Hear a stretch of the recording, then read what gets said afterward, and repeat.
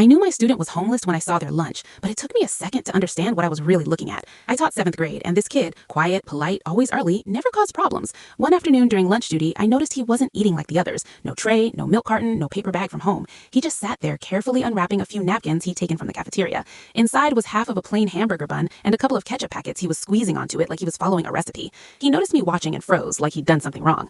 I asked him if everything was okay, and he smiled too fast and said he just wasn't that hungry. But then I saw him slip the other half of the bun back into his pocket instead of eating it. That's when my stomach dropped. I sat down next to him and asked very casually if he wanted to come help me carry something from my classroom. Once we were alone, I asked him where he'd gotten the bun. He hesitated, then quietly said it was from yesterday and that he only eats half at school so he can save the rest for later. I asked him what he meant by later, and he shrugged and said, in case there's no dinner. I don't think he realized how heavy that sentence was. I asked him if he had food at home, and after a long pause, he said sometimes his mom works nights and sometimes they stay in different places, depending on who lets them. I kept my voice calm, but my hands were shaking. I asked if he'd eaten breakfast that morning, and he said he drank water so he wouldn't feel dizzy. I walked him back to the cafeteria, got him a full lunch, and told him it was for me because I overestimated how hungry I was. He tried to refuse, but I insisted. He ate so fast I had to remind him to slow down. That afternoon, I went straight to the counselor and social worker. Within a week, he was quietly enrolled in the free meal program, sent home with a backpack of food every Friday, and given a place to wait after school when his mom was late. But the part I still can't forget is what happened months later. I was cleaning my classroom after the last day of school when I found a folded napkin on my desk.